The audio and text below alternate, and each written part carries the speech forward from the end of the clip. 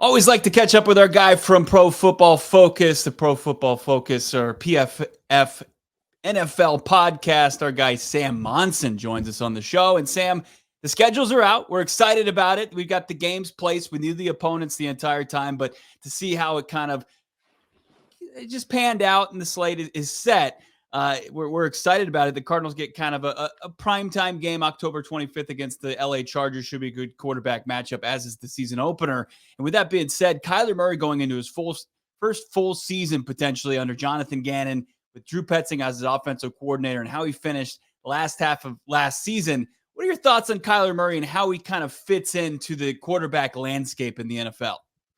Yeah, it's a big season for Kyler Murray. Obviously, we know he's incredibly talented.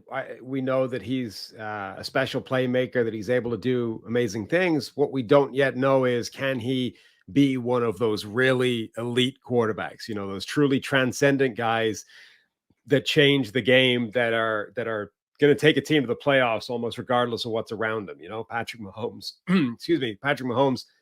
The Chiefs start off as favorites every single season in the NFL. As long as they have Mahomes and Andy Reid together, they're the favorite heading in every season, right? And it doesn't mean they're going to win the Super Bowl every year, but they start off the season as favorites every single year because of Patrick Mahomes. And there's a couple of other guys that are maybe not quite at that level, but at the same level that their team is a playoff contender as long as they're on the roster. You know, we look at Buffalo and we're like, they trade away Stephon Diggs. Their wide receiver room looks pretty ropey, and you're like, it doesn't really matter. Like, Josh Allen will take them to the playoffs. Maybe that'll stop them winning a Super Bowl once they get there, but they're going to be a playoff team because of him. We don't know if Kyler Murray can get into that category yet. He's certainly shown that he's got the ability to. Obviously a number one overall pick, but also in the NFL. You know, a couple of years ago, he led the NFL in big time throws, and big time throw rate was off the charts. It was like 8%, which is a crazy high figure. And that's on top of what he can do as a rushing threat, as a scrambling quarterback. And then, you know, the whole kind of Kingsbury offense fell apart, and obviously Kyler Murray got hurt as well. So we've had to kind of put a pin in it and wait for a while until he gets healthy, until they've got a new offense. And now I think is the next year where he gets another fair shot to go, okay, what can you be in the NFL?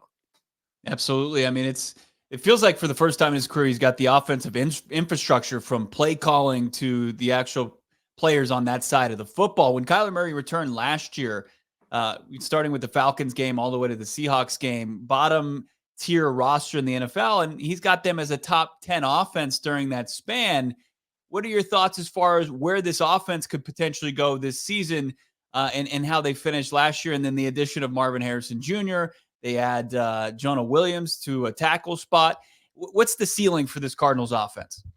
I think it can be very good. And obviously it depends where Kyler Murray's going to end up in that conversation we just talked about. But adding Marvin Harrison is huge. I mean, you know, he is a player that should be able to step in right away and be a top tier, you know, number one wide receiver. And that helps everybody else on the depth chart as well, because the rest of the receiving core is pretty much the same, right? And all those guys get to take a step down on the depth chart, which helps the assignments they're drawing in terms of defense. Like Michael Wilson doesn't have to try and be a number one wide receiver as a rookie. He can just focus on being, you know, a good number two and a complementary piece, and a really useful part of the offense. And I think he will. Like what he showed as a rookie in a role that was over his head, I think was encouraging for what he can be when he gets into the right role and somebody else is drawing the number one coverage.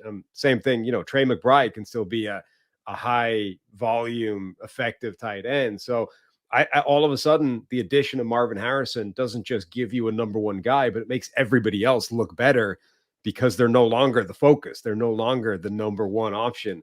And Murray should have, you know, the ability to distribute the ball amongst those guys. So I think this can be a very good offense, and certainly isn't going to be the reason that Kyler Murray, you know, is not able to play at that level if it happens. Yeah, and speaking of quarterback play, we get to see a good matchup to open up the season. Cardinals, the seventh easiest schedule according to last year's results, and then you start to look at it maybe middle of the road.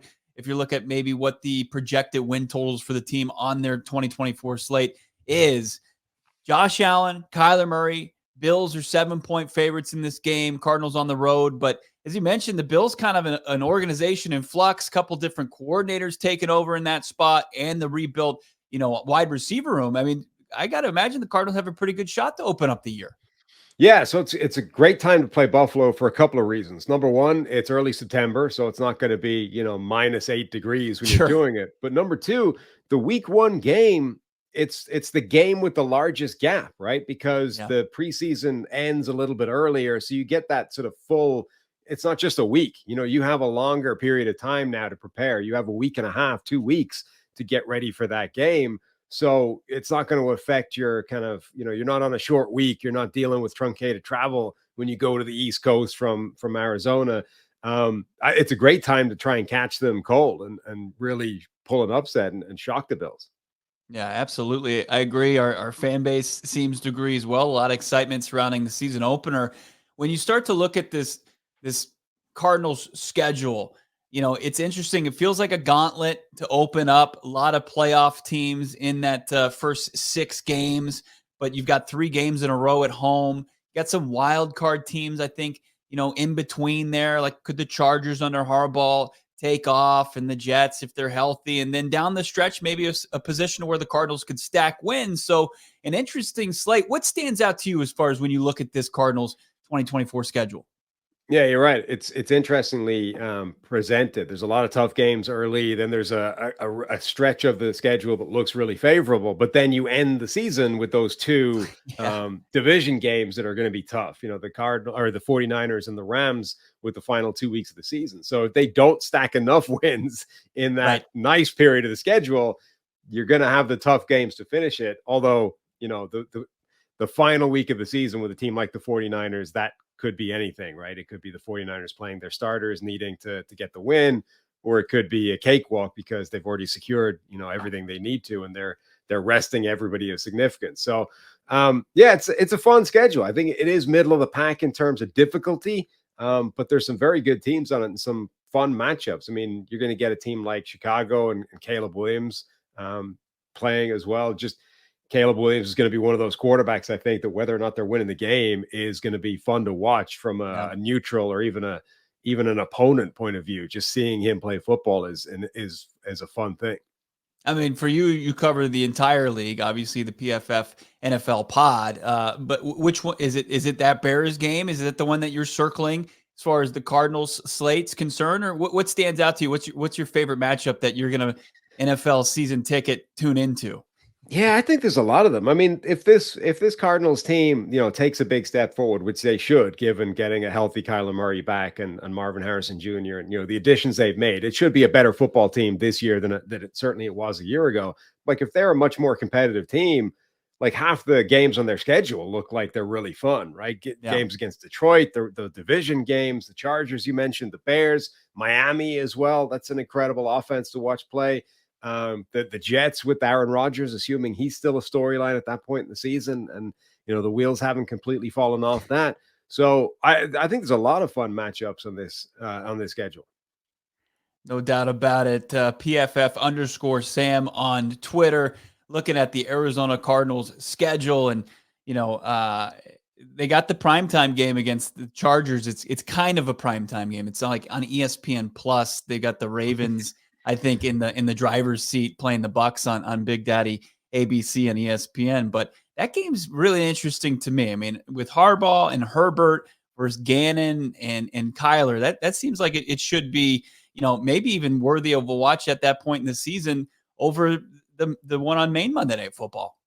Yeah, I mean, the Chargers are a really interesting team. We don't know how quickly this project is going to get going. They had some work to do when they took over in terms of writing some sort of ugly contracts, getting rid of some Yeah. guys, getting some reworked deals, trying to just fix the salary cap situation, essentially. So doing that, their wide receiver room is in a tough spot. But they're pivoting to this Greg Roman offense that has made it work without great wide receivers in the past. So that might be a smaller problem for them than it would be for a lot of other teams. And obviously with Justin Herbert, maybe he's not quite in that transcendent conversation we had earlier, but he's a very good quarterback. So between those two things, they might be able to make it work regardless and establish the run and be a run heavy offense. And obviously, Jim Harbaugh is box office in and of himself. He's one of the more interesting coaches in the NFL to watch. So, yeah, I agree. It's another fun matchup and definitely, I think, worthy of having very much a second screen, even if it's not going to be take your full attention away from the main game. Yeah, and those first 6 games, it's really going to be fascinating to see. Like, can Kyler Murray, kind of on the heels of what you said earlier in the interview about Kyler and where he could potentially go this season, is like, can he be the better quarterback? And the bulk of those contests, when you're facing Josh Allen, when you're facing Jared Goff, when you've got Jordan Love and Justin Herbert, it's really going to be fascinating to kind of see who has the better quarterback in those matchups. All right, Sam, I'm going to put you on the spot before we get out of here. Are you prepared to give us maybe a very tentative Cardinals record prediction at this point in the offseason? Oh, let's run through them now. Okay. Let's give them the upset in week 1. Let's get them. Let's give them one of the games against the Rams. Let's say they beat the Commanders. Let's say they get the Chargers. Let's say they beat. Let's have them sweeping Seattle. Let's have that. I like that. They beat Minnesota. They beat Carolina. They beat the Patriots. So how many wins are we up to now? 8, 9? I'm around 9 there. Yeah. Going into that tough end. I think the Panthers still left on the schedule. I think that's a win. Okay, yeah. So I think we can get to 10 wins. Wow. That'd be a huge improvement for JG and crew. They certainly scratched and clawed and were a lot competitive than anybody anticipated last year. And you elevate the talent on this roster and get good, consistent quarterback play. I think that's certainly attainable. Absolutely. I mean, look, Kyler Murray coming back has the potential to be a massive jump in the right direction. And, paired with Marvin Harrison, like the two of those in that offense is a totally different prospect to what it was a year ago. And as you pointed out, it wasn't bad a year ago. Like they had a terrible personnel situation, but they were feisty even with Josh Dobbs, a quarterback. And then when Kyler Murray came in, they had a pretty good looking team. No doubt about it. Always enjoy the conversation. I always love to tune in as well on a daily basis. The PFF NFL pod, Sam Monson. Follow him on Twitter, PFF_Sam. Thank you so much, my man. Anytime. Take it easy. Take care.